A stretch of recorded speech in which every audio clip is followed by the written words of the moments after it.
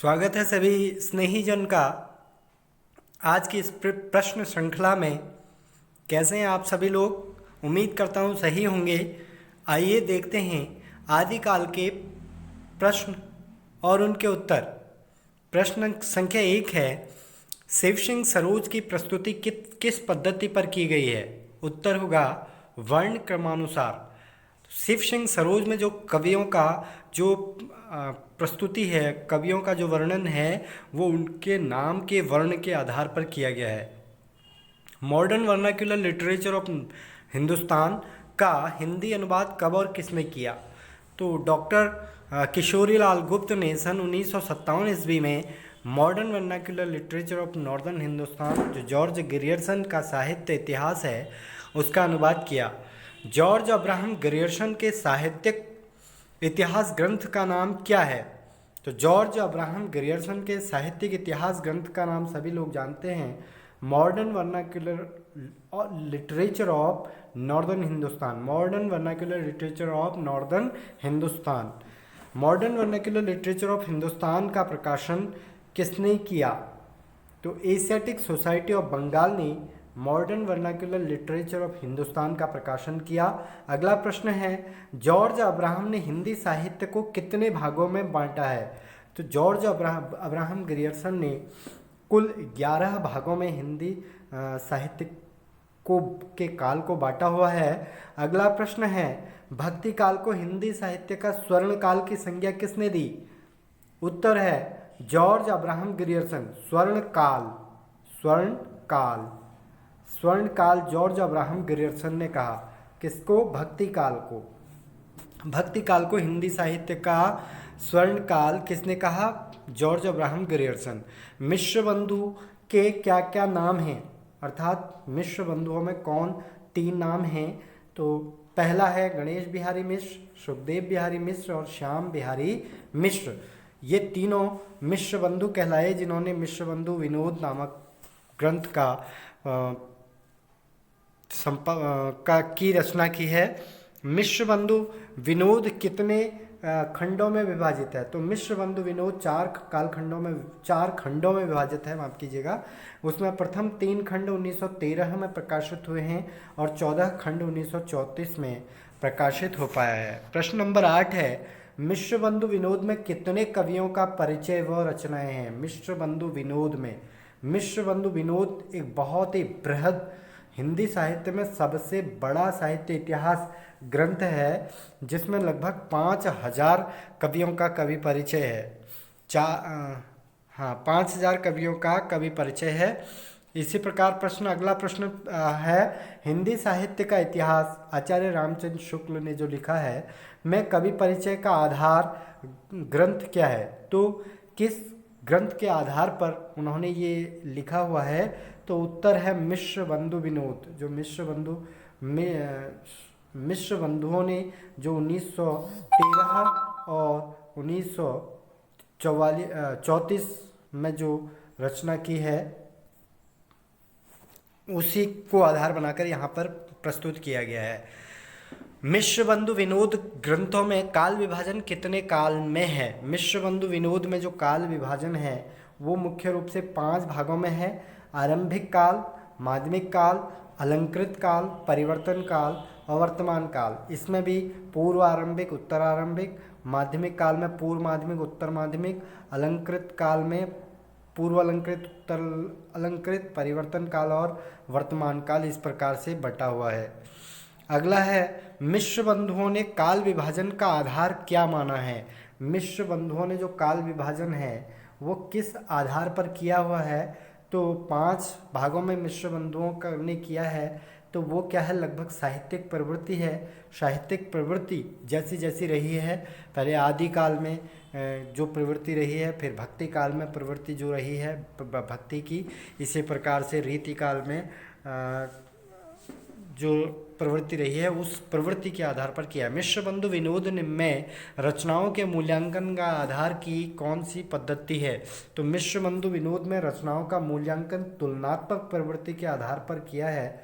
मिश्र बंधु विनोद जो है, यह रचना कब की है? सन 1913 और 13 और 34 की। तो 1913 में इसके 3 भाग प्रकाशित हुए और यह युग कौन सा था? द्विवेदी युग। तो द्विवेदी युग में तुलनात्मक प्रवृत्ति का प्रारंभ हो चुका था। तुलनात्मक आलोचना या मूल्यांकन की पद्धति प्रारंभ हो चुकी थी। तो मिश्र बंधुओं ने इसको अपने साहित्य इतिहास लेखन में प्रयोग किया। तुलनात्मक आलोचना का विकास किस काल में हुआ? देखिए, द्विवेदी युग में। अगला प्रश्न है, हिंदी साहित्य का इतिहास किसका साहित्य इतिहास ग्रंथ है? हिंदी साहित्य का इतिहास बहुत महत्वपूर्ण है। हिंदी साहित्य का इतिहास किसका है? आचार्य रामचंद्र शुक्ल का। हिंदी साहित्य के इतिहास ग्रंथ का संपादन जो है डॉक्टर नगेंद्र ने किया है। डॉक्टर नगेंद्र ने लिखा नहीं है, केवल संपादन किया है। वो हिंदी साहित्य का इतिहास नाम से जो ग्रंथ है। इसका आगे है, हिंदी शब्द सागर की भूमिका में हिंदी साहित्य का इतिहास कब प्रकाशित हुआ? हिंदी शब्द सागर की भूमिका में हिंदी साहित्य का इतिहास कब प्रकाशित हुआ? सन 1929 में। 1929 में हिंदी साहित्य का इतिहास आचार्य रामचंद्र शुक्ल का प्रकाशित हुआ। बहुत ही महत्वपूर्ण है, सभी लोग इसको लगभग पढ़ते हैं साहित्य के विद्यार्थी। प्रत्येक देश का साहित्य वहाँ की जनता की चित्तवृत्तियों का संचित प्रतिबिंब होता है। इसका कथन किसका है?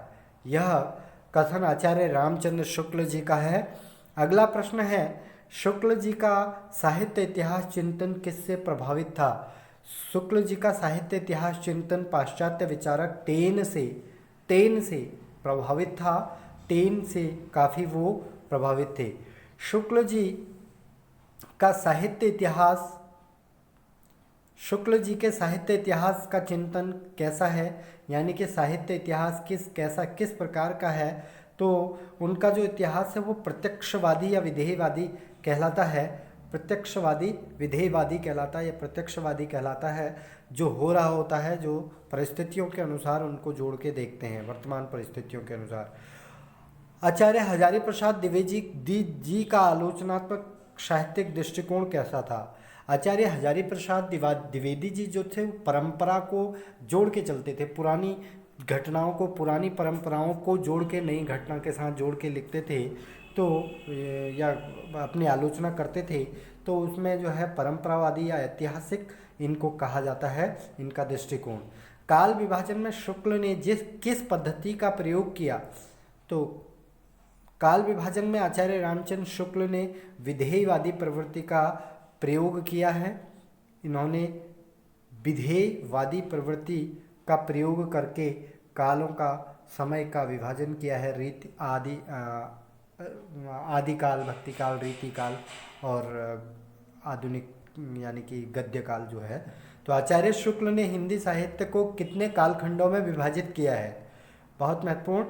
उत्तर 4 भागों में, वीर गाथा काल, भक्ति काल, रीति काल और आधुनिक काल। अगला प्रश्न है, रचनाओं का मूल्यांकन को अधिक महत्व किसने दिया? तो रचनाओं के जो मूल्यांकन है उसको आचार्य रामचंद्र शुक्ल ने ही सर्वाधिक महत्व दिया है। रचनाओं के मूल्यांकन में रस की लोक मंगलवादी धारणा को किसने आधार बनाया?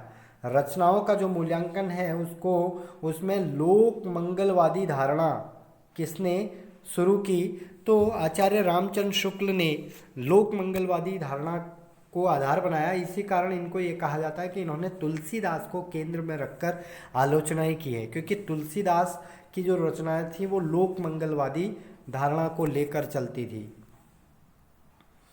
अगला प्रश्न है ये, तुलसीदास को आधार बनाकर रचनाओं का मूल्यांकन का आक्षेप किस आलोचक पर लगा है? तो किस आलोचक पर आक्षेप लगा है कि तुलसीदास की रचनाओं को ही आधार बनाकर इन्होंने रचना की है? तो यह है आचार्य रामचंद्र शुक्ल। अगला प्रश्न है, संप्रेषण को बाधित करने वाले किन तत्वों को शुक्ल ने विरोध किया? तो साहित्य में जो भी कम्युनिकेशन को के बैरियर बनते हैं उनको, यानी कि जो आसानी से जो चीज़ समझने से जो प्रॉब्लम होती है वो क्या है? आचार्य रामचंद्र शुक्ल ने इनको माना है। कौन कौन है? एक तो प्रतीकवाद, प्रतीक के माध्यम से अगर कोई बात कहें, डायरेक्ट इतिवृत्तात्मक रूप से न कह के उसको प्रतीकात्मक रूप में कहें, तो वह बात गलत है, क्योंकि उससे फिर समझ नहीं आता है, आम पाठक नहीं समझ पाता है। रहस्यवाद, अगर वो बात में रहस्य अगर छुपा रह जाएगा तो उसका पूरा जो मर्म है, वो जो संदेश है, वो पाठक तक नहीं पहुंचता है। इसी प्रकार बुद्धि प्रेरित वक्तृता का ये विरोध करते हैं, इसी संदर्भ में ये कबीर का विरोध करते हैं बुद्धि प्रेरित वक्तृता के संदर्भ में, क्योंकि कबीर ने जो है बुद्धि प्रेरित वक्तृता का विरोध किया था। कबीर ने बुद्धि प्रेरित वक्तृता को अपनी रचनाओं में व्यक्त किया था, और इसकी ये जो है आलोचना करते हैं, और क्लिष्ट शब्दावली की भी ये ज़्यादा आलोचना करते हैं। इसी कारण ये आचार्य रामचंद्र शुक्ल ने केशव दास की बहुत आलोचना की है, बहुत अत्यधिक आलोचना की है, क्योंकि केशव दास के जो शब्द थे वो बहुत ही क्लिष्ट हुआ करते थे उनकी जो रामचंद्रिका रचना है उसमें। तो आचार्य रामचंद्र शुक्ल ने शिव सिंह सेंगर, जॉर्ज ग्रियर्सन और मिश्र बंधुओं के इतिहास को क्या संज्ञा दी है? अगला प्रश्न यही है कि रामचंद्र शुक्ल ने शिव सिंह सेंगर, जॉर्ज ग्रियर्सन और मिश्र बंधुओं के इतिहास को क्या संज्ञा दी है? उत्तर होगा कवि वृत्त संग्रह। अगला प्रश्न है हिंदी साहित्य की भूमिका सन 1954 ईस्वी की रचना किसने की? तो उत्तर होगा हिंदी साहित्य की भूमिका 1940 की रचना किसने की है? आचार्य हजारी प्रसाद द्विवेदी ने। हजारी प्रसाद द्विवेदी ने अपने साहित्य इतिहास हिंदी साहित्य का आदिकाल का प्रकाशन कब करवाया था? हजारी प्रसाद द्विवेदी जी का ये दूसरा इतिहास ग्रंथ है, हिंदी साहित्य का इतिहास, जिसका सन 1952 में प्रकाशन हुआ था। आचार्य हजारी प्रसाद द्विवेदी जी का अंतिम इतिहास ग्रंथ कौन सा है? हिंदी साहित्य का उद्भव, इनका अंतिम विकास, इनका अंतिम साहित्य इतिहास ग्रंथ है। धन्यवाद आप सभी का। अगर पसंद आया हो तो कृपया करके लाइक, शेयर और सब्सक्राइब अवश्य करें। आपका बहुत बहुत धन्यवाद।